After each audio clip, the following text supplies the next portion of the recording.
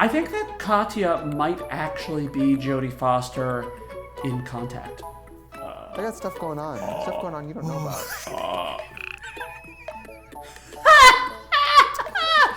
Hey guys, welcome back to my channel. I'm Dr. Jake. I got such a great response to my last video reacting to Trixie and Katya on that I decided to do another one. But before we start, I am a real doctor, but I'm not your doctor, and nothing that I say should be taken as medical advice. And if you're enjoying my content, subscribe to my channel and hit the bell so you can be notified whenever I post a new video. Let's start. You fire off as many fat jokes as you want to, because I absorb them and become stronger. That's not medically correct, but it is funny. Wait, what are we talking about? Sickness. Being sick. Today we're talking about illness. Physical illness. Physical realm only. I don't get sick. I stay sick. Food poisoning. Your body has been poisoned by food. I looked it up. Yes, food poisoning is when your body got poisoned by food. First thing that I think of is how long did it take for symptoms to show up? In the case of a pathogen like Staph aureus, it creates toxins in the food before you eat it, so you can have a pretty quick illness. You can see symptoms as soon as hours after you eat the food. If your exposure was to a pathogen that does not have preformed toxins, you're likely to start showing symptoms of food poisoning about 24 hours after you ate the food. The type of food you've been eating can also help us to determine what type of food poisoning you have. I don't know if you guys remember, but in like 2009, there was contamination of tomatoes, and I literally couldn't get a sandwich that had a tomato on it. I was devastated. It was terrible. But that was because of a salmonella outbreak in tomatoes. So if you ate a tomato and you got food poisoning, it was probably from salmonella. And the last thing is just what type of symptoms you're having. Are you having diarrhea, vomiting, both? Ultimately though, unless you're testing the poop or you're testing the food that you ate, it's hard to know exactly what caused your food poisoning, but fortunately most food poisoning goes away relatively quickly. Food poisoning is a lot more dangerous in small children because they don't have the reserves in terms of water, in terms of hydration, to deal with the water loss from diarrhea or vomiting. You have a bad meal at noon, you're throwing up and pooping by 2:30. Preformed toxin, Staph aureus, Bacillus cereus, those are the two big ones. When I get out of this Uber, It's a wrap. It's a wrap. it's a slip and slide. Oh God. I'm not afraid to poop. I have something to say about fear of pooping. Sometimes small children can actually make themselves constipated by just holding in their poops. The reasons are myriad, but in residency we did have one kid who was literally afraid to poop, and he held in his poop so long that he had a bowel obstruction. The anxiety of are you going to puke is almost worse than the puke. I totally agree with Trixie. The feeling of nausea is far worse than the sensation of vomiting. The other interesting thing about puking, the reason that people start vomiting when somebody else vomits is actually an evolutionary response. If you're close to somebody and they start vomiting, chances are that you ate the same food that they did. So if you vomit it up, then you may actually be able to avoid the food poisoning that they got. Smart, right? Our bodies are smart. It's cool. Also, it's gross. I'm sure, well, what is a raw Impossible Burger? Well, raw, it's not meat, so it doesn't TVP. matter. Textured vegetable protein. CBD? CBD, yeah. CBD, do you believe in CBD? Let me tell you, absolutely not. So I did not do a deep dive into the literature for this one. The only actual indication for cannabidiol, for CBD oil, it's seizures in children caused by these very specific syndromes. Lennox-Gastaut syndrome, I don't know if I'm pronouncing that right, Dravet syndrome, or tuberous sclerosis. I don't treat children regularly, and I'm not a neurologist, so I don't have a ton of expertise in the prescribing of CBD oil. I do know that some people believe it helps with chemotherapy-induced nausea in patients with cancer. I'm sure that CBD could be associated with slower aging, but I'm not buying it, no. I don't think there's a ton of evidence for that in the medical literature. You are not a hot tub time machine. I am. Hot dog time machine. This ain't no hot dog time machine. This ain't no hot dog time machine. I don't know how they come up with this stuff. Anti-vaxxers. I'm gonna do the walk for sickos. It's the walk for anti-vaxxing Donald DeSickos. CBD taken, anti-vaxxing, garbage believing, piece of mother.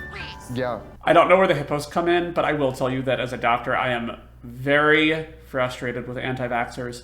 Fortunately, I don't provide vaccines because I work in the hospital, because if I did, I would probably yell at every single person who came into my office and didn't believe that vaccines work. They work, This is why we don't have a ton of measles in the world right now. Although, anti-vaxxers have been getting cases of measles because their kids aren't vaccinated, and then they spread it. Do you have a compromised immune system? No, and I think it's because my mom was like, go rub yourself in shit over there. There actually is a medical theory called the Hygiene Hypothesis. It's believed that because of improved hygiene, humans are no longer exposed to a wide variety of pathogens in the same way that they were in, say, the 1900s. Okay, the early 1900s is what I'm getting at here, not like 1987. It was already happening then, and I don't know what I'm talking about. But in any case, the idea is that if you're exposed to a ton of pathogens as a child, it's likely that you're not going to react to them later in life. But if you're not exposed to things as a child, then when you react to them later in life, you're going to react badly and have allergic problems like asthma. One of the pieces of evidence for this is that children in the United States who went to daycare in the first 6 months of life developed more viral infections, but also had a decreased risk of asthma at age 6. Now, that's an association. It wasn't an experimental study. They weren't like, let's put your kid into daycare and see if they get asthma, and then we're going to randomize and have this other kid not go to daycare. Doesn't really work. You can't just like tell people, you can't really randomize daycare that easily. Although you can do it, it would just take a lot of work. So we can't prove that the hygiene hypothesis is true, but it is a theory that's out there. Yeah, Windex. At home, it's called glass cleaner, but I rubbed out the GL. What's the GL? Ass cleaner. This show focuses a lot on putting things on or in your butt, and I am going to hopefully combat this at every phase when they say something stupid that you should put in your butt. Don't put Windex in, on, or around your butt. Please.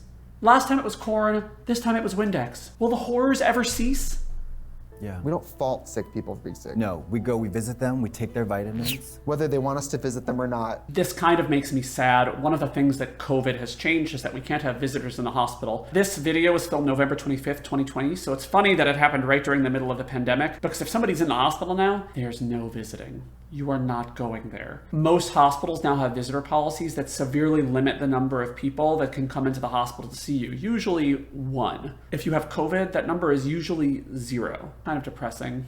Being in the hospital with my mom devastated. And this religious people come in, singers, and they go, can we sing a song? What did they say? They start singing several arrangements of like Amazing Grace. And my mom stops and goes, I don't really need that. I am all for religious freedom. I am all for expressing your religion in the hospital, but that's the patient's job. And if the patient doesn't want something, it's your job as a performer, as a priest, as a who else really, as a pastor, as a clowns, I don't know, whatever it is. If the patient doesn't want what you're serving, please just go. Because I have a very Jewish name, Jacob, when I was a kid in the hospital, I would always get rabbis coming in to pray with me. And I was just like, Mama, we're not religious. We don't go to temple. What's happening? I just felt like I couldn't say no. It seemed rude. I mean, now I'd say no. I'm very rude now. Believe me, just ask my friends. Maybe have the nurse go into the room to ask if the patient wants prayer services or a religious song before you go in. Because people have trouble saying no to the person who's directly asking the service. This is how people end up buying like 17 magazine subscriptions. Sickness, wellness, it is a complicated thing. Yeah, that's why I go to the CVS Minute Clinic. Really? And I go, can you stitch that up? If you have anything serious, please don't go to the Minute Clinic. Please don't go to the urgent care. Please just go to the ER. Urgent cares and Minute Clinics are not set up to handle trauma, to handle sepsis, to handle other serious illness. They're basically set up to like give you azithromycin and then send you on your way, which if you're really ill, you need more than that. You need like an IV, you need maybe a breathing tube. I don't know what you need. I mean, it's like a theoretical sick person. It's not, we can move on now. You're gonna get some fishing line. You're gonna bring it back here. And you're gonna stitch up my hole. Genital mutilation, bad. Hi, yeah. My nipples are dead. Should I get them pierced? Oh! Wait a minute. Dead nipples? Dead nipples. I don't know what a dead nipple is. I don't want to find out, and I'm worried that I'm about to find out. I think what they mean is that they're not sensitive. Mama, That was much more tame than I expected. Wallet chain. wallet chain off the dragging on the ground. Ah! No! Strapped No, to no, his no, no, no, body. don't. Ugh. I just heard. Good ending. Please don't say that to somebody. Please let them tell you if someone has died. Thanks for watching. I know I learned a lot, and I hope you did too. Again, I'm Dr. Jake, and if you like this video, please like, comment, subscribe, hit the bell, do all the things, and I'll see you in the next one where I react to episode 2 of this series. Bye-bye. See you very soon. I do know that some people swear on it. I do know that some people swear that it helps them with cancer. I got such a great response to my last video